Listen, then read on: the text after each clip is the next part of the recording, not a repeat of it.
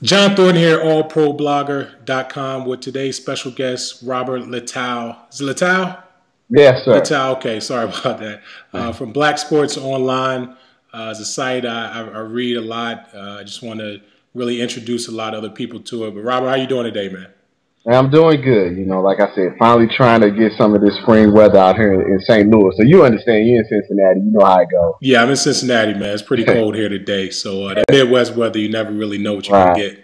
get. But talking about your website, Black Sports Online, what is your background in the writing field? How did you get started? And what are some of the other projects you work on? Well, I always wanted to be a sports journalist. It's not something that, a lot of people start sites and kind of blogs on a whim. But it had always been something that I wanted to do even when I was in elementary school, high school. I went to college at the Ohio State, University. I have my journalism degree. From there, it was something where I thought I was going to go through like the traditional route, newspaper, maybe radio, try to one day get on Sports Center. Got a little derailed, in my early 20s when I realized, after they kick you out of college, that's kind of it. You're kind of on your own after that, trying to find a job. So I wasn't able to find something in sports media at the time that I left school.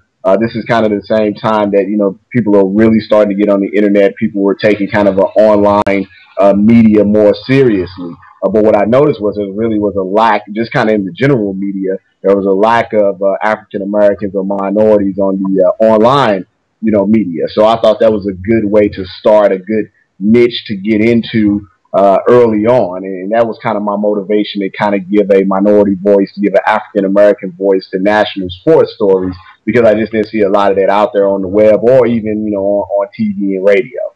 So is that where you got the name Black Sports Online? Just like you said, it wasn't a lot of African American men in the business in general. People getting that side of the story. Is that where you came up with the name?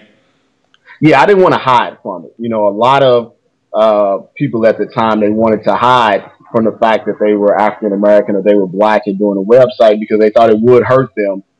Stereotyping, typecasting, would they be able to get advertisers? Would people have a certain, view of them because that, so instead of trying to run and hide from it, I wanted to embrace it to kind of show people, hey, I can say, that this is coming from a black man, but that doesn't mean that I can't cover things properly. I can't cover things without bias.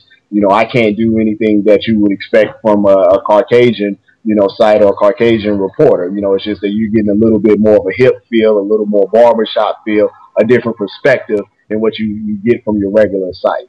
Now, do you get that kind of, when your readers read your stuff, and I follow you on Twitter, what I take from it is some of, your black readers may expect you to be pro-black on a lot of issues. Some of your white readers may accuse you of being, racist on some issues.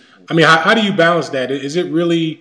I mean, I know we don't see everything you get, every email, every tweet, but how do you balance it? Is it a tough thing to do because you're coming from an African American perspective, but people always expect everything to be racial when you don't mean it that way?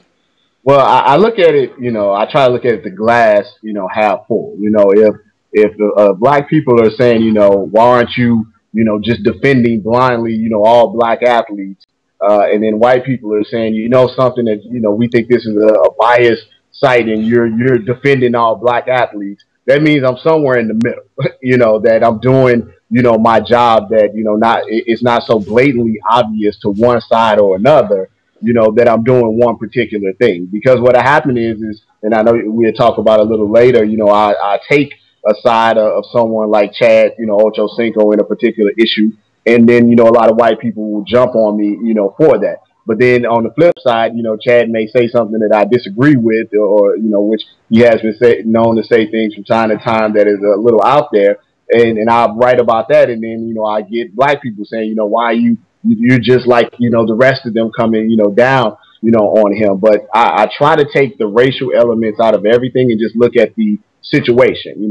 It's always going to have a take to it because I'm black. So I may have had experiences that are different than someone that's, Caucasian. That's just kind of life. Like they would have different experience. Yes, now I may have more in common with T.O. than I do with Tom Brady, So it's always going to come there. But I like to look at the situation and then just make a judgment if if it wasn't black or white, if it was yellow, green, or yellow, if yellow, green, white, whatever.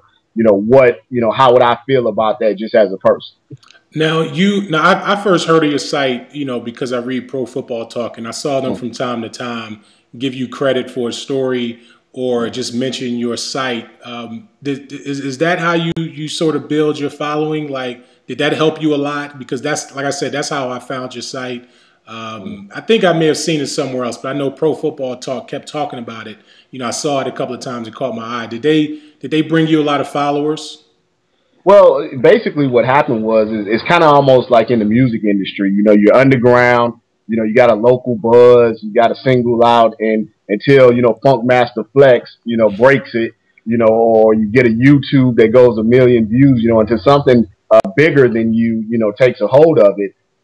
You don't really kind of break through. And Pro Football Talk has always been, me and Mike Florio or Cool has always been one that, they don't care, where it comes from. They just care, who the source is. And I think, seeing them, also, I can't say enough, the other sports blogs that are out there, we kind of all help each other, be it, Deadspin, the Big Lead, Yard Barker, all of those, have helped push it to a mainstream, type of way that now, I can get sourced by ESPN and SI, .com. And I think when people see that, they take it, more seriously because they understand that you're not just out there just talking, that you're actually doing some reporting, you're doing some background, you're doing some journalistic type of things. And it helps, with those lighter stories, you can put those lighter stories out there because people respect, that when you come to the table, with the stories that you're bringing, that you're not just throwing, rumors and gossip out there, that you are doing a little actual work behind it. Now, when people come to your site, what can they expect to get? Like if somebody's watching this right here and they've never been to your site, what kind of info, what kind of news do you give them? I mean, what can they expect from Black Sports Online?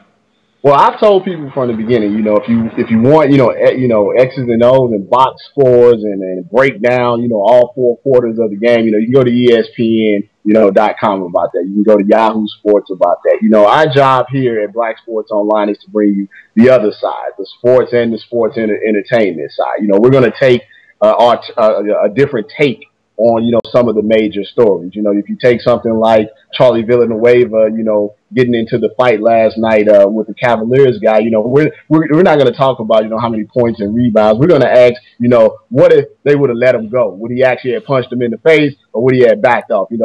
How big are these NBA fights? How real are they? So it's about alternative takes on national stories, and it's about giving a different perspective. It's about eye candy. It's about funniness.